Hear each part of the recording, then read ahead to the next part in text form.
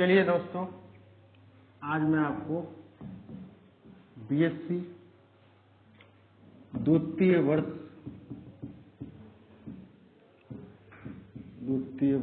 का भौतिक के बारे में बताता हूँ। भौतिक विज्ञान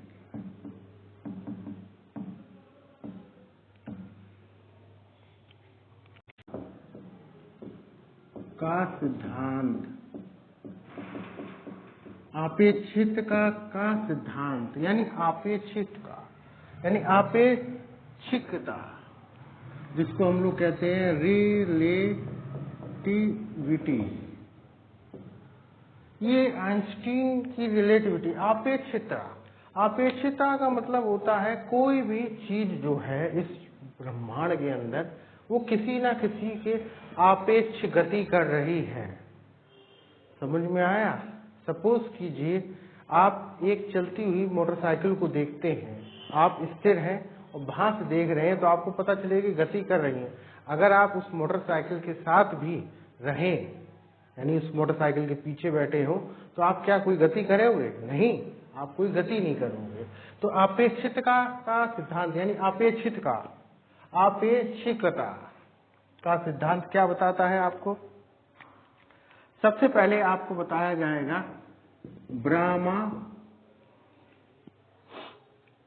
ब्रह्मावस्था। एक होता है ब्रह्मावस्था, एक आपका आता है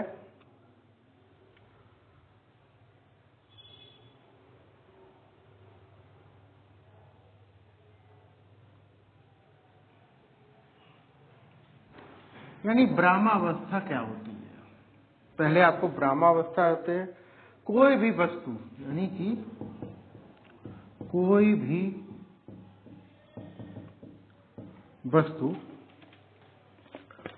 वस्तु अपने वातावरण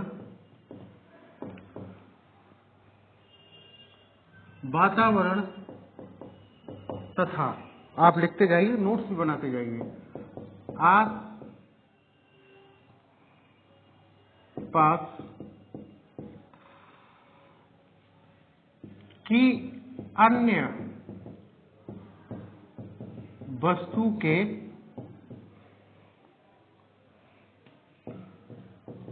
सापेक्ष स्थिर है। क्या है भैया? स्थिर माने होता है रेस्ट में है, तथा समय के अनुसार अपनी गति नहीं बदलते हैं। यानी कोई भी जो होगा वो अपने स्थिति के अनुसार स्थिति को नहीं बदलेगा।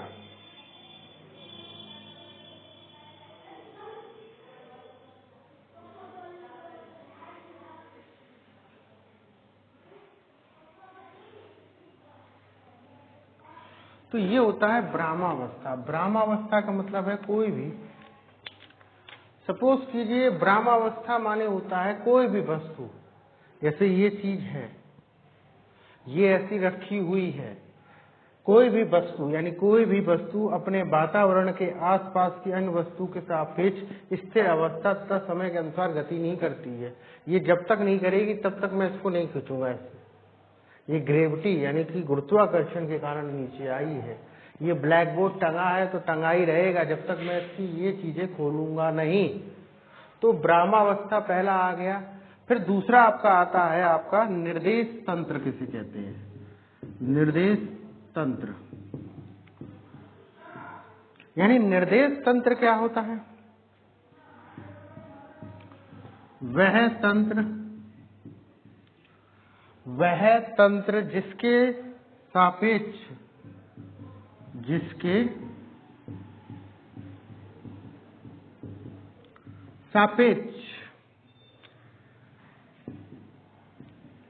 किसी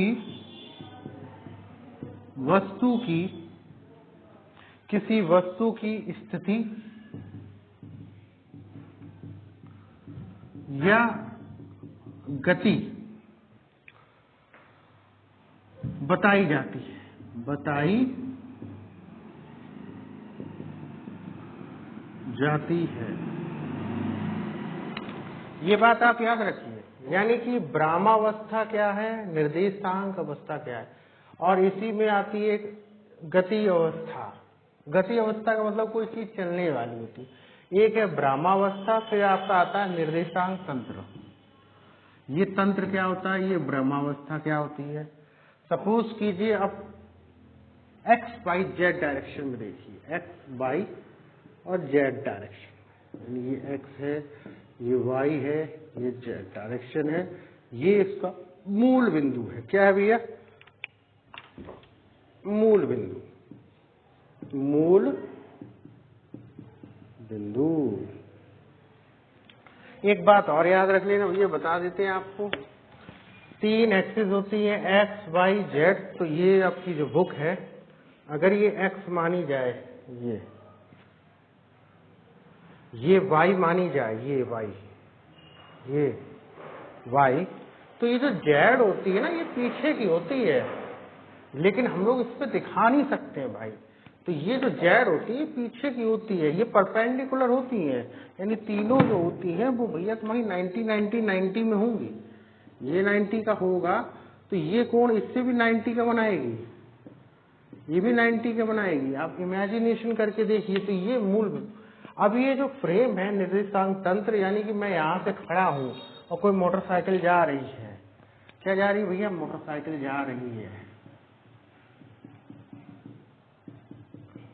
तो ये जो x होगा यहाँ x डैश होगा, ये y डैश होगा, ये जो डैश होगा, यानी कि भैया हमारा सीधी सी बात है, आप ये याद रखिए, जो ब्लू कलर का बना हुआ है वो आपका चेंज है, यानी कि स्थिति बदलती जा रही है समय के अनुसार। एक फ्रेम है, यानी कि निर्देश तंत्र है, तंत्र माने सिस्टम है, ये तंत्र है आपका, पहला तंत्र है, ये दूसरा तंत्र है, ये ओ डैश है।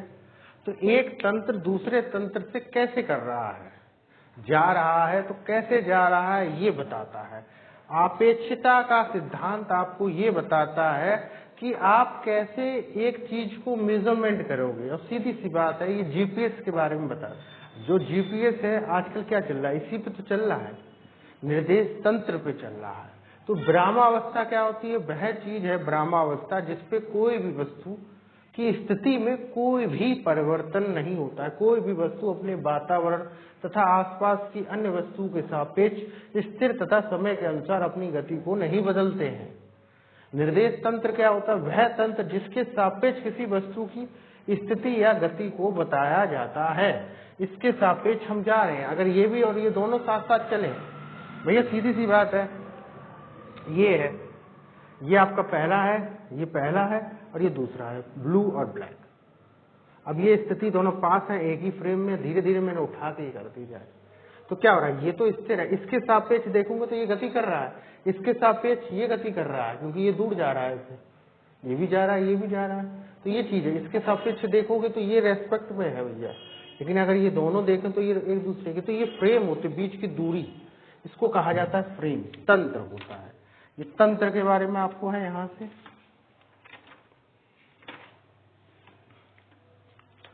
अब आपने इतना तंत्र में पढ़ ही लिया है, तो अब आप देखिए,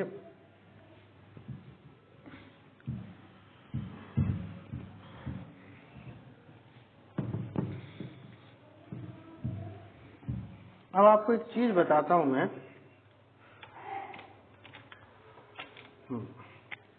जैसे ये कोई फ्रेम है, ये एक्स है, ये वाई है, ये जेड है, ये ओ पॉइंट है। अब ये जो फ्रेम है इसमें कोई पॉइंट रखा है, ये पी। अब ये जो पी है ये कोई दूरी पे है, क्या है भैया, कोई दूरी पे। इसको आर को क्या कहते हैं, पोजीशन वेक्टर कहते हैं, पोजीशन वेक्टर कहा जाता है। अब ये बात आप याद रखिए, आपने पहले ही पढ़ा होगा, इसको आई मानते हैं, इसको जे मानते हैं, इसको के मानते हैं। जो पोजीशन वेक्टर होता है वो दूरी पे देखिए भैया, एक बात याद रखना, ये है दूरी वाला। अगर ये 3 डायरेक्शन में चल रहा है तो r इक्वल टू क्या होता है, आई एक्स आई वाई जे और आपका जेड आई एक्स वाई और ये जेड के। तो ये होते हैं आपके पोजीशन वेक्टर, यानी कि r equal to I X J Y और जेड के, ऐसे भी रख लीजिए आप। तो ये दूरी के पोजीशन वेक्टर होते हैं। ये किसी की दूरी बताते हैं, यहाँ से कितनी दूरी पे पहुंचा। 0 था, 0 के बाद P पे दूरी कितनी हुई, ये पोजीशन वेक्टर होता है आपका। अब पोजीशन वेक्टर में आप अच्छी तरह जानते हैं वेग बराबर क्या होता है भैया, दूरी बटे समय। दूरी क्या है r, पोजीशन क्या है भैया t। बात को समझना, वेग आपने v मान लीजिए। अब इसी में दोनों में dy dl लगा दे तो क्या हो जाएगा, dr हो जाएगा। तो dr इसका हो गया तो क्या हो जाएगा, अब सीधी सी बात है D I X J Y Z के अपॉन डी टी। और इसका डी वाई डी एक्स करेंगे तो क्या हो जाएगा भाई, पहले तो अलग करिए सबको, D I D X D T J D Y D T के डी जेड डी टी। तो भाई बी में जो वेक्टर बना वो क्या बन गया हमारा, डी एक्स। ये तीनों डायरेक्शन में चल रहा है आपका, डी जेड और डी टी। तो एक तो आपका ये हो गया भैया। अब इसी में आप देख लीजिए भाई, त्वरण बराबर क्या होता है, वेग बटे समय। त्वरण को अगर हम a से माने और वेग को क्या माने b से, इसको t से, dy dv लगा दो भैया, तो ये हो गया। तो फिर हमारा क्या होगा, dy dx। तो v की वैल्यू यहाँ पे पुट कर दीजिए आप, I dx upon D T J upon D Y upon D T और k बराबर D Z upon D T. यहाँ डी टी है ही, प्रत्येक का अंदर डी टी, यानी कि क्या हो जाएगा, d Y D t i D x upon D T J upon D Y upon D T k upon d Z upon D t. Multiply कर दीजिए i d square x upon D t square. तो यहाँ पे हो जाएगा j D Y upon D t square के बराबर d square upon d Z upon D t, यानी त्वरण का। तो ये चीज हो गई आपकी। तो यानी आपके कितने भैया फॉर्मूले निकल गया बताइए आप। तो ये फ्रेम के, एक तो ये एक्सेलरेशन का आपका फॉर्मूला निकल गया, एक वेलोसिटी का निकल गया भैया, एक ये दूरी के, यानी 3 फॉर्मूले आपके निकल आए। I x z y z t, v बराबर क्या हो गया, i D x upon D t i d Y upon D T और z d k upon D T. और एक फॉर्मूला और आपका एक्सेलरेशन का निकल आया, d x square upon D t square j बराबर d y square upon D t square z बराबर d square k upon D t square. यानी ये 3 फॉर्मूले आपके निकले आए। ये किसी भी चीज के पोजीशन के होते हैं। सपोज कीजिए ये 3 डायरेक्शन का है, अगर 2 ही डायरेक्शन दी जाए, इसको मिटा दिया जाए तो ये नहीं होगा। अगर एक ही सिंगल डायरेक्शन में दिया जाए तो ये नहीं होगा। अगर कोई चीज ऐसे चल रही है तो भाई सिंगल एक्स डायरेक्शन में चल रही तो हम ये तीनों लेंगे।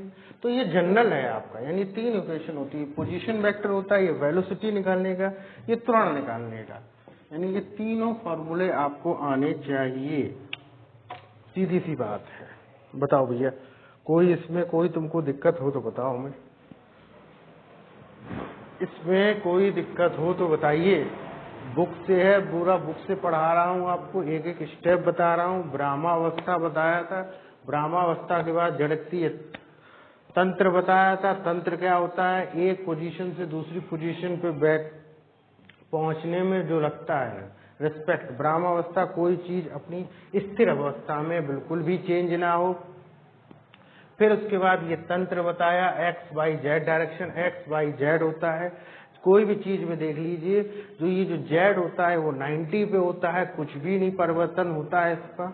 बुक के हिसाब से बताया था आपको, जैसे मैंने ये बुक बताई थी आपको, ये ऐसे ले लीजिए, ऐसे ये एक्स है, ये वाई है और ये जेड है, ये बताया था आपको भैया।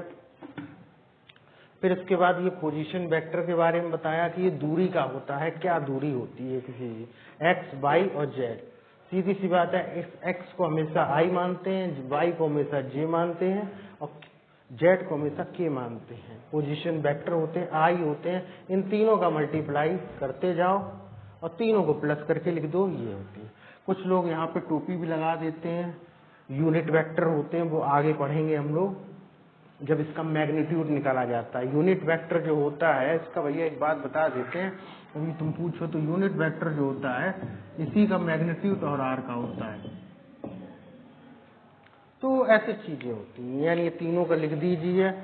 वेग बराबर दूरी बटे समय होता है, डी बाई डी टी लिख दिया, डी डी लगा दिया हमने, यहाँ पे वैल्यू रख दी, डी बाई डी टी का प्रत्येक के अंदर मल्टीप्लाई करते गए, ये आ गया फॉर्मूला हमारा वेलोसिटी का। त्वरण बराबर वेग बटे समय होता है, A equal to V T होता है, ए बराबर D V upon D T होता है, डी बराबर डी टी होता है। इस वी की वैल्यू हमने इसके अंदर रख दी भैया, डी बटे डी टी होता है, इसकी वैल्यू रख के मल्टीप्लाई करते गए। एक बात आप अच्छी तरह जानते हैं, डी वाई डी टी का किसी के अंदर अगर मल्टीप्लाई होता है तो इसका इसमें 2 बार हो जाता है, ये 2 है बार तो ये 2 बार आ जाएगा इसमें। तो ये आपके होते हैं, ठीक है। चलिए भैया अब आपको बताते हैं जड़त्वीय फ्रेम और अजड़त्वीय फ्रेम क्या।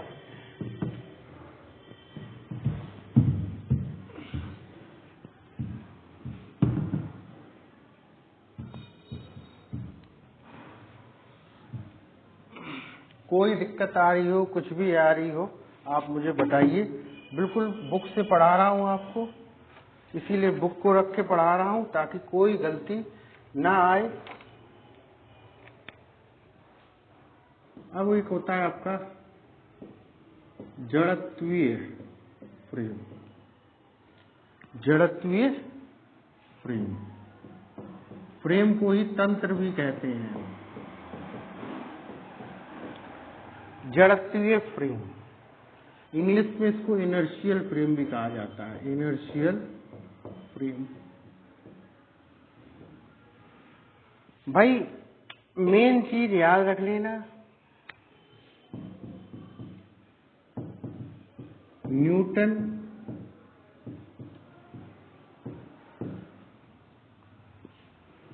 के नियम अगर लागू होते हैं, इससे न्यूटन के नियम अगर लागू होते हैं जिस फ्रेम पे यानी जिस तंत्र पे, उसको जड़त्वीय फ्रेम कहा जाता है।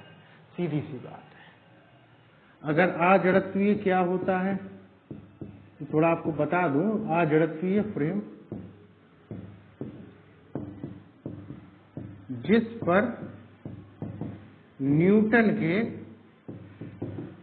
नियम नहीं लागू होते हैं। यानी सीधी सी मोटी सी बात है भैया कि जड़त्वीय फ्रेम वो होता है जिसपे न्यूटन के लॉ लगते हैं, अजड़त्वीय वो होता है जिसपे न्यूटन के नियम नहीं लगते हैं। मोटी सी बात है, ये बात आप याद रखें। पृथ्वी के अंदर हम लोग जड़त्वीय फ्रेम में हैं क्योंकि सारे न्यूटन के लॉ लगते हैं। अजड़त्वीय वह फ्रेम होता है जिसपे न्यूटन के नहीं लगते। अगर हम स्पीड की बात करें, स्पीड अगर हमारी जो हो जाए लाइट की स्पीड के बराबर हो जाए तो हमारे अजड़त्वीय फ्रेम हो जाएगा। यानी कि 3 × 10⁸ मीटर पर सेकंड अगर हमारी स्पीड हो जाती है प्राप्त करने लाइट की स्पीड के बराबर, तो अजड़त्वीय फ्रेम होते हैं। यहाँ डिस्टर्बेंस हो जाता है, न्यूटन फेल, यानी कि न्यूटन के यहाँ भैया फेल हो जाए, यानी उनका जो प्रिंसिपल है, नियम, इस फ्रेम पे नहीं लगता है, इस फ्रेम पे लगता है, तो इसको न्यूटन के नियम लागू होते हैं, इसलिए इसको जड़त्वीय फ्रेम कहते हैं। इसको अजड़त्वीय फ्रेम कहते हैं, जिसपे न्यूटन के नियम लागू नहीं होते हैं आपके। अब देखिए आप,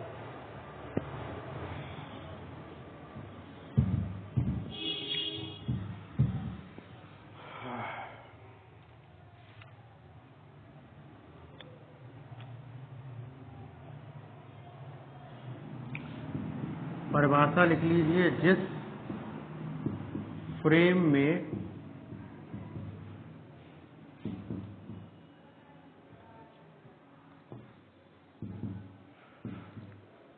न्यूटन के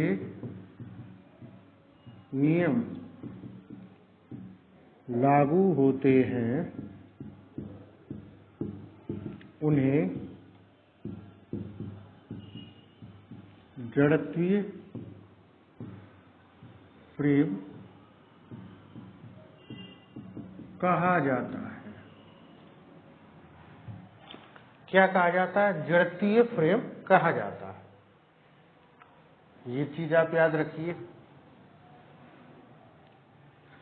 अब भाई न्यूटन का लॉ क्या कहता है? F = ma। अगर कोई वस्तु ब्रह्मावस्था में है, क्या है भैया?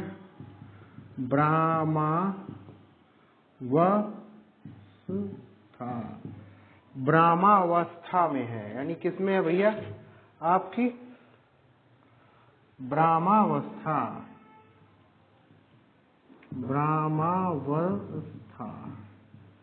अगर कोई वस्तु ब्रह्मावस्था है तो उस पे जो होगा भैया, फोर्स क्या होगा? 0 होगा। जब फोर्स 0 होगा तो ma यानी एक्सेलरेशन भी क्या होगा तुम्हारा? 0। यानी कि जिस फ्रेम में अगर एक्सेलरेशन आपका 0 निकल जाता है, वो फ्रेम क्या होता है? जड़त्वीय फ्रेम होता है। क्या होता है भैया? जड़त्वीय फ्रेम होता है।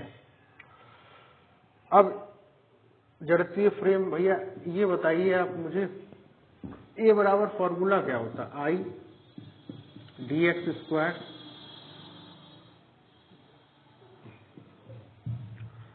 d² dt²।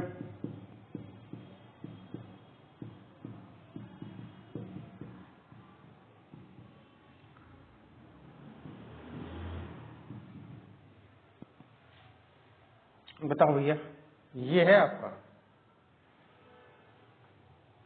अब इसमें आपको मैंने बताया एक्सेलरेशन 0 होता है, तो एक्सेलरेशन की वैल्यू हम क्या रखेंगे? a = 0। तो a = 0 को आप ऐसे भी तो लिख सकते हैं,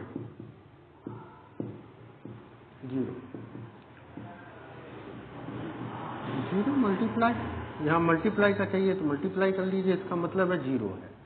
अब इसी को इससे कंपेयर कर दीजिए, यानी 0i 0j + 0k बराबर i।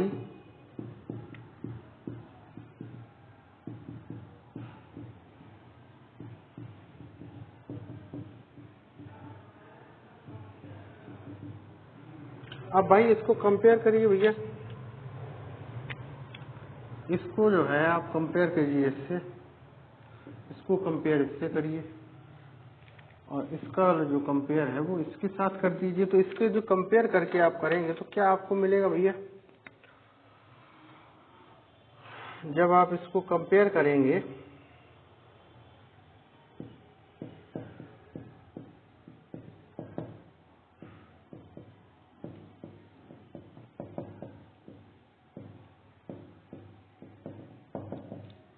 ये सभी आपको क्या मिलेंगे भैया? 0 मिलेंगे। ये 0 मिल जाएंगी, और इन सबको कॉम्बिनेशन पे हम लोग ये भी कह सकते हैं, ये भी होता है। तो ये आपका पोजीशन वेक्टर पे बताता है। समझ में आया आपको? ये हो। अब आप देखिए एक और चीज देखिए, ग्राफ के थ्रू आपको बताता हूँ इसलिए।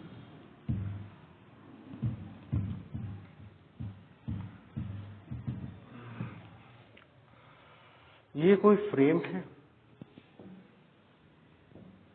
x है, ये y है, ये z है, ये o है। अब देखिए इस पे कोई पोजीशन वेक्टर p है, p पे दूरी r है। अब क्या हो रहा है, ये जो o डैश है ये फ्रेम चेंज हो रहा है। कहाँ चेंज हो रहा है, ये यहाँ पे चेंज हो रहा है। तो इसके लिए कहाँ पे चेंज हो रहा है भैया, ये जो फ्रेम है ये हमारा ऐसे जा रहा है, ये x हो गया, ये y हो गया, ये हमारा z हो गया, ये o की जगह o डैश हो गया। अब ये फ्रेम यहाँ से पहुँचता है तो यहाँ पे पोजीशन क्या हो जाएगी भैया आपकी। अब ये जो चीज है ये देखिए, आप ढंग से देखिए, ये फ्रेम पहुँच गया तो ये और ये जो दूरी है ऐसे मिला दी जाए, यानी हमारा क्या बना भैया, ऐसा फिगर बना। ये O है, ये O डैश है और ये P है, ये हमारा R है, ये हमारा क्या है भैया, R है, ये हमारा नया R डैश बना। और ये जो दूरी है कितने फ्रेम पे चली गई, यानी दूरी बराबर क्या होता है भैया, चाल इंटू समय। और चाल क्या है भैया v, और समय क्या है t। इसको हम vt कहेंगे। क्या कहेंगे, vt। ये चीज निकली। अब आप देखिए भैया, OP O dash plus OP, ये आपका त्रिभुज का होता है नियम कि जो कर्ण होता है उसको पहले लिखते हैं, इसको इन दोनों का योग इसके बराबर होता है। यानी कि इतनी जो दूरी चला है ये दूरी प्लस ये दूरी होगी आपकी। तो आप रखिए R बराबर क्या हो जाएगा, VT प्लस R डैश। तो R डैश बराबर क्या निकालेंगे, R माइनस VT। ये होती है, यानी कि रिलेटिविटी वाले में जड़त्वीय फ्रेम के जो तंत्र होंगे वो क्या हो जाएंगे उसमें,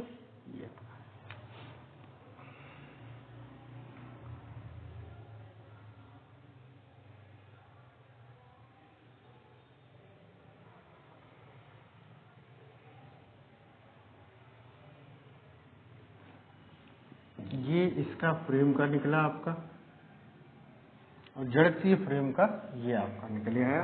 यानी आप दोनों पे पोजीशन देख सकते हैं, दोनों की चेंज होने पे, यानी दोनों का dy dr निकाल लीजिए आप, dr dt और dt कर दीजिए, dr अपॉन dt कर दीजिए, और ये हो जाएगा v।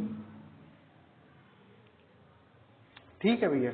अब आप दोबारा इसका डिफरेंशिएशन कर दीजिए, D square R dash dt square r, फिर इसका दोबारा कर दीजिए आप dy dx। ये तो जीरो ही हो जाएगा भैया। जब ये जीरो हो जाएगा तो आप एक चीज देखिए भैया,